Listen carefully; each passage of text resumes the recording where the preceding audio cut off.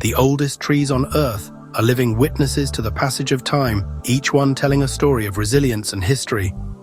These ancient giants have stood firm through centuries and millennia. The Methuselah tree in California is over 4,800 years old, the oldest non-clonal tree. Old Gico in Sweden has a root system over 9,500 years old.